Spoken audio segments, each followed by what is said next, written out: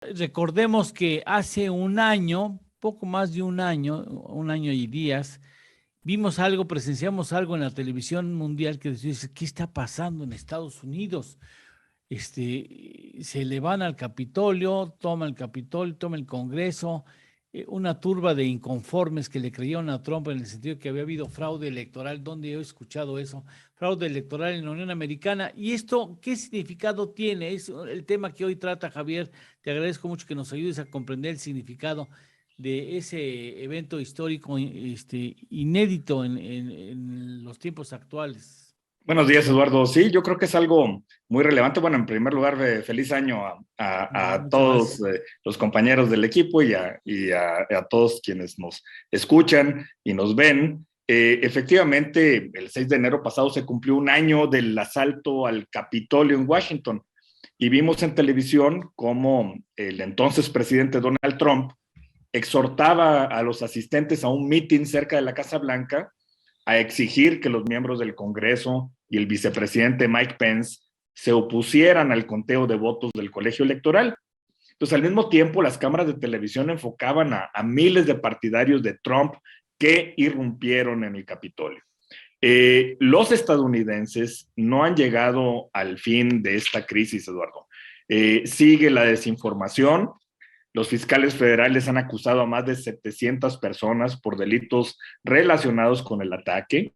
Hay un comité selecto del Congreso que busca descubrir los detalles de lo que sucedió, quién fue el responsable.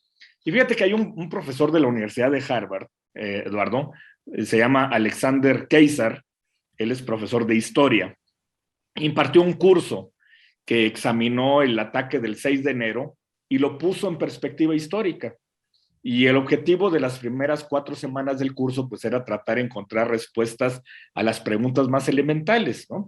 ¿Qué pasó exactamente? ¿Cómo podemos llamar este evento? ¿Cuál es la cronología precisa de todos los eventos? ¿Cómo terminó? ¿Quiénes eran los actores? ¿Quién estaba en el meeting que ocurrió antes? Yo creo que había muy poca claridad hace un año, en febrero o marzo de 2021. Y el profesor de Harvard nos da una lección a los que tratamos de interpretar un evento en el momento en que ocurre. Y eso pasa con todos los que opinamos y los que decimos, porque realmente el tiempo nos ayuda a entenderlo con otra perspectiva.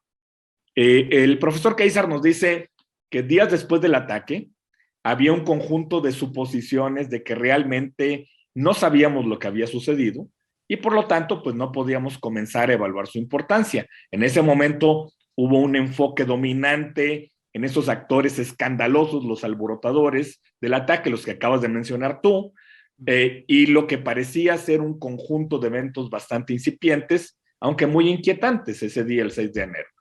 La otra cosa que estaba dando forma a lo que veíamos en ese primer mes por los medios fue el hecho de que después de que se despejó el Capitolio, el Congreso regresó, hizo su trabajo, anunció la elección de Biden y luego numerosos líderes republicanos denunciaron los eventos.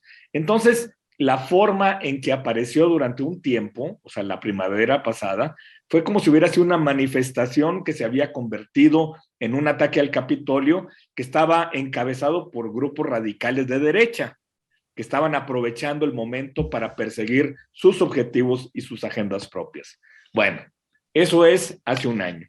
A un año de distancia, las cosas se ven muy diferentes. El profesor de Harvard nos dice, la información que ha estado saliendo revela un alto y constante nivel de compromiso con este evento por parte de los funcionarios de la Casa Blanca, de Trump, incluido el presidente Trump, su personal de apoyo, personas cercanas a él. Dice, ahora sabemos que había un centro de comando en el Hotel Willard. El Hotel Willard está ahí enfrente de la Casa Blanca, muy cerca del obelisco, en la calle Pensilvania, y que los mensajes de texto circulaban entre los funcionarios de la Casa Blanca, los principales republicanos, los miembros del Congreso e incluso la cadena Fox News. Ahora sabemos también de una supuesta estrategia constitucional, legal, para inducir al vicepresidente Pence a rechazar los votos electorales de ciertos estados, lo que luego podría conducir a un proceso que podría llevar a anunciar que Trump había ganado las elecciones.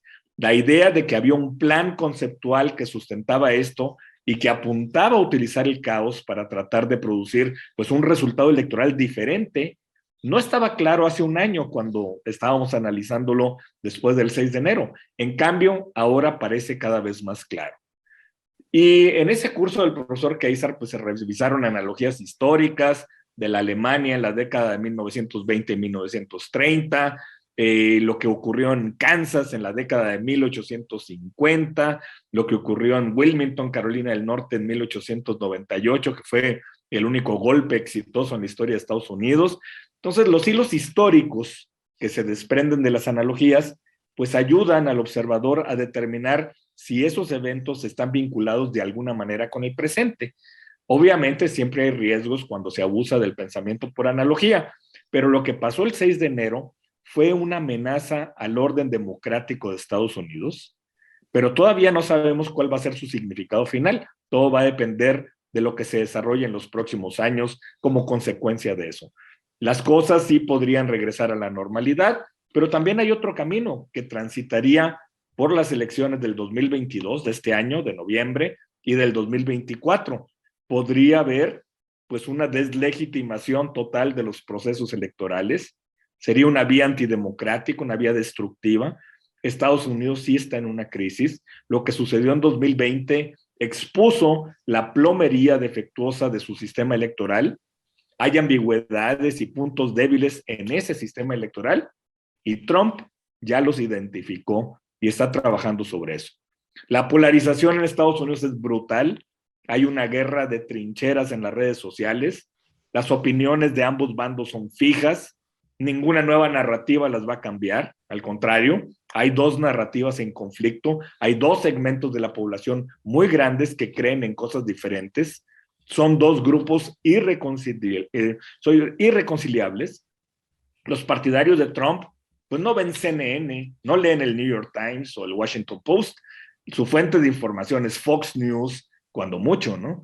Y un país no puede ser gobernable por mucho tiempo cuando dos narrativas diferentes persisten entre grandes grupos de la población y cuando vemos las barbas de nuestro vecino cortar, pues hay que poner las nuestras a remojar, porque hay cosas que se parecen, sí, desafortunadamente. Mucho. Precisamente estaba yo notando la polarización a la que haces referencia, las narrativas extremas e irreconciliables, son cosas que están sucediendo en México mismo. Correcto, correcto. O sea, nos podemos ver identificar claramente en ese espejo. Y además son narrativas extremas sembradas intencionalmente con el ánimo de dividir y mantener y reconciliar las partes en conflicto.